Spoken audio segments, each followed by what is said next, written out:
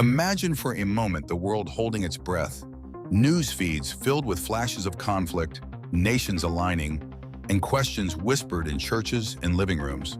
Could this be World War III? For many, that question does not end at geopolitics. It reaches deeper into scriptures that have shaped how billions understand the future.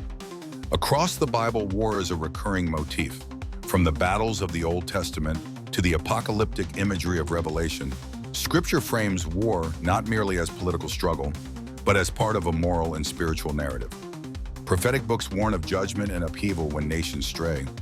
The Psalms give voice to lament and plea for deliverance. The New Testament offers both warnings of tribulation and the promise of ultimate restoration. These threads have led believers to read current crises through a biblical lens, searching for signs and meanings beyond the headlines. Interpretations vary widely.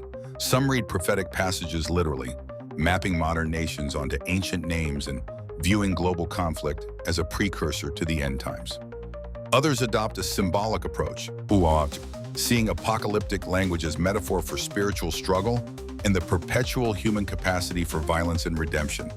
Historically, eras of intense conflict have often sparked apocalyptic expectation, fear, and hope intertwined, reshaping communities, politics, and personal faith. There are ethical implications too. A biblical worldview can inspire both alarmism and compassion. It can fuel fatalism, but also motivate peacemaking, humanitarian aid, and prayer.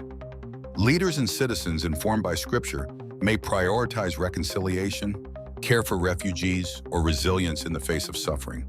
The biblical narrative does not simply predict catastrophe. It repeatedly calls for justice, mercy, and the protection of the vulnerable.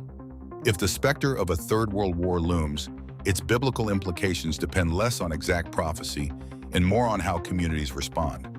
Will fear harden hearts, or will ancient teachings prompt action toward peace? In that choice lies the real test. Whether Scripture becomes a roadmap to panic or a guide to dignity, compassion, and hope amid the darkest of times.